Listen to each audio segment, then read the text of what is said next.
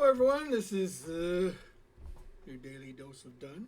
My name is Ben Dunn, founder of Anarchic Press and creator of Ninja High School, Marvel Mangaverse, blah blah blah blah blah blah.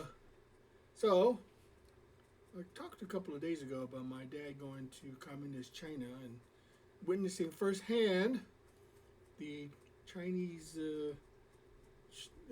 people there under the regime of the communist Chinese, who were the victors in the Chinese Civil War. And with the nationalists retreating to Taiwan after that, after the end of World War II. And my dad, being an avowed communist at the time, witnessed firsthand a real communist regime and coming back a totally changed man.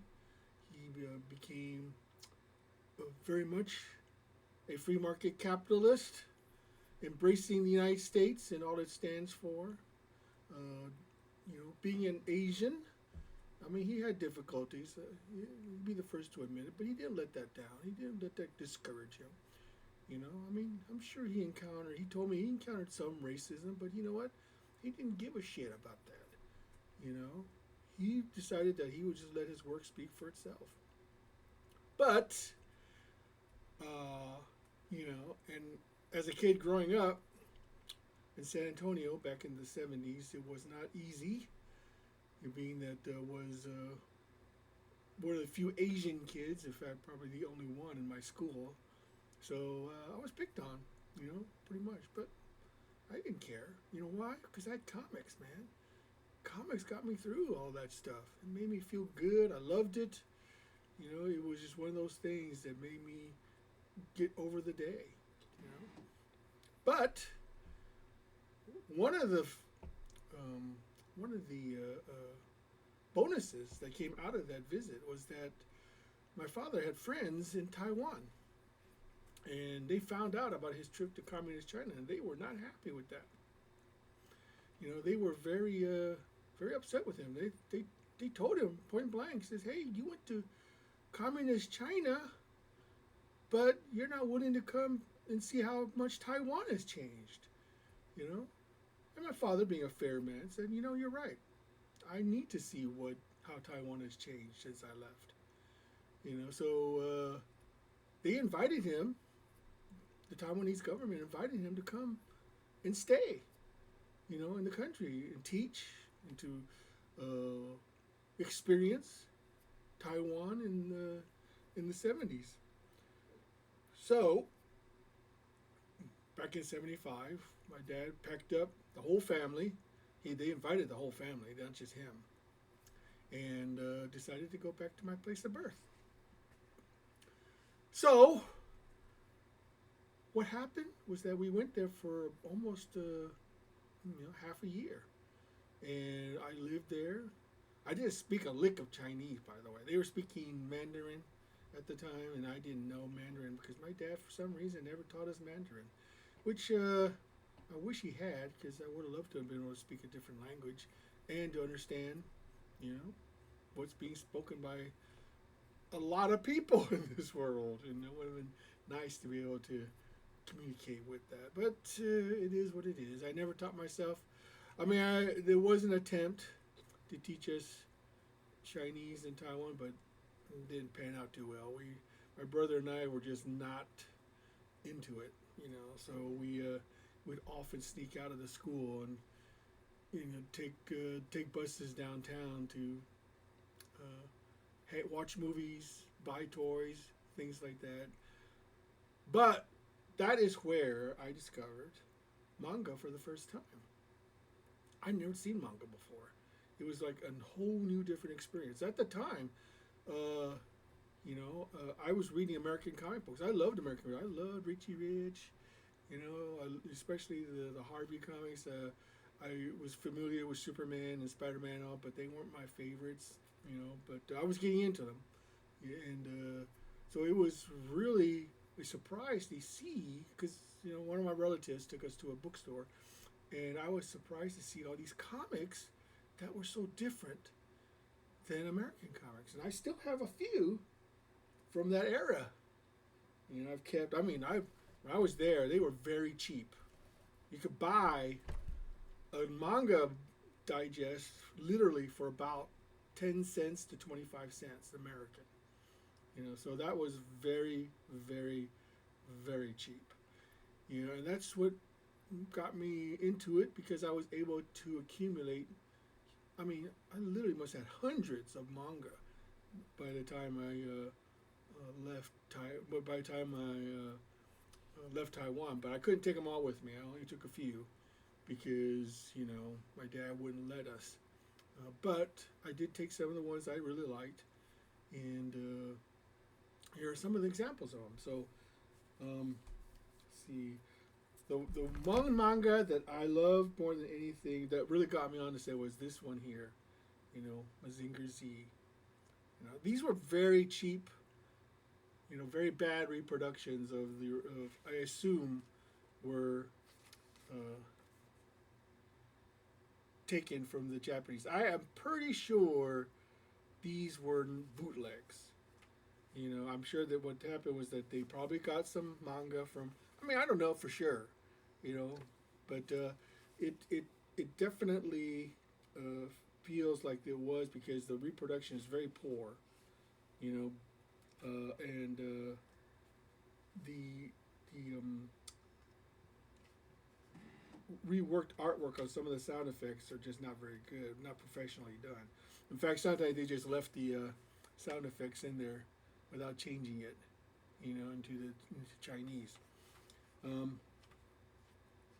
What I really like about this is also before there was a wide use of zipatone. There's some few examples, but usually not very. So the line work was very simple, but very effective. You know, they would emphasize a lot of the action. You know, they would emphasize a lot of and the storytelling was what really got me into it because like I said, I didn't read any Chinese, so I was able to follow the story pretty well because I'm sure these were aimed at younger kids, you know, especially my age. So I was at the perfect time to be reading this, you know, this type of stuff, and you know, and that's what got me into it. That's when I became a manga aficionado, you know, and this is from the Cyborg 009 manga I got, you know, volume 27. So they did a lot of these mangas back then. See, so this really got me to changing this really got me. I mean, they tackled some heady stuff. Like in this story here, it's about an African American who rebels against, you know, and there's a lot of violence in this one. You know, I guess what was happening at the time. I mean, here's a good example of what I mean. You know, I mean, they really tackled some heavy stuff even back then, even back in the 70s. You know, and it was really they did not hold back. And this is for kids. This was a manga for kids. You know, and it was really something else. You know, and this is one also of my favorites, the Guy King manga. It's really cool. Yeah. So it's just one of those things that really got me onto the road. So what does this all mean? Well, it just shows you an example that sometimes you just need to experience new things. You know, go to different places, visit different people, experience different cultures. You know, it's one thing to observe from a distance, you know, what it means to do that. It's another thing to actually be there. And I know in this digital age, it's very easy to experience, quote unquote, experience things like that, you know, through YouTube channels and stuff like that. But you know, there's no substitute to being there. You know, and I would highly encourage, you know, anybody in this world, you know, once in your life to experience a different culture, you know, a different country. You know, find out where your roots are and maybe go visit the country of your origin. You know, that is something that I think a lot of people need to experience. And my father was very, very, very, very vast supporter of that. I mean, as he grew more and more uh, independently wealthy, he decided he wanted to travel the world, and he's visited, you know, over. I would say, I would say he's probably visited almost every country in the world because he wanted to experience what it was like to be there. You know, so just wanted to give you a little insight. I mean, here's some other mangas I got. The Guy King one is one of my favorites. The Cyborg 001 is nice, and I got a Grandizer one, which is pretty good. You know, it's amazing. What I like to do is I like to go through these old manga and dissect the line work. You know, see how they did the certain effects. You know that they did. You know, like all these speed line effects are really something. I mean, when it comes to speed lines, the Japanese are masters of it. You know, and it seems to convey a real sense of motion. You know, a real sense of kinetic energy in a comic. You know, and then look at the way they drew this, smoke effect. I mean, it's something else. You know, and then here's an early Matsumoto manga I got. I guess it's the cockpit. You know, and this is interesting because here they actually censored the Japanese planes. You know, they didn't. They didn't. They actually whited out. Now they kept the Germans. But I guess they were still sensitive about the Japanese occupation of Taiwan during the war, you know. And I got a Space Cruiser Yamato one, which is really good. I don't think this was done by Matsumoto, but it's really, really well done. You know, obviously aimed at kids. And what's interesting is because in the back there's a baseball manga, you know. So it just goes to show you they like to mix and match things. See, there's in the same manga as Space Cruiser Yamato, there's a baseball manga in the back, which is another thing. Is that the manga is not afraid to tackle various subjects. I mean, American comics used to do that. Used to have westerns, used to have sports comics, used to have romance comics. They still do that in Japan, not so much here, which is a shame. You know, and I think that's one of the things that the manga has got over the United States is that they are disposable entertainment. You know, I think we've lost that way.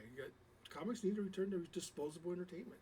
Comics need to be cheap enough to attract a younger audience so that we can get a new generation of readers. The reason that manga is so popular in Japan is because generation after generation have read manga. You know, it's not, it's just passed on. And the publishers, they know who their audience is, and they aim for it. You know, I don't know if the big two, Marvel or DC, I don't know if they know who their audience is. You know, they must think that it's all about the collector's market, or that they're aiming for the same audience that read their comic books 30 years ago. You know, I mean, they need to learn, they need to change back into what they were originally intended to be. Cheap, disposable entertainment for younger readers. I mean, there's nothing to say you can't do comics for older readers, but don't abandon your original core audience. I mean, that'd be like McDonald's saying, you know what, we're no longer serving burgers anymore. We're going to serve, gourmet lobster and crab or seafood or something like that, something to that effect. Now, you have to know your core audience. You have to know who your people. Now, it's not the same with independent comics. Independent comics, they can't compete. They cannot compete on the level of Marvel and DC. They just can't. And the sooner people realize that, the better. Now I'm not saying that it can't happen someday.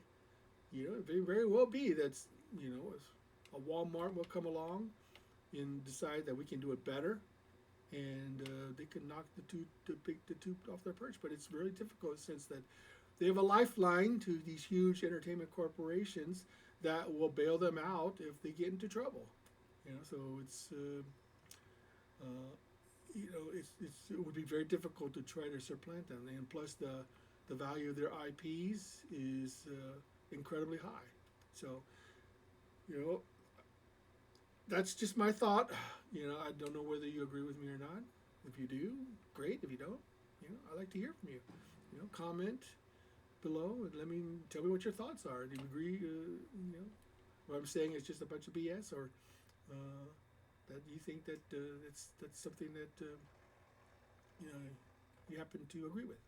So that's about it today. So please like, please subscribe, blah blah blah, etc. etc. Until next time, this has been Dunn, signing off.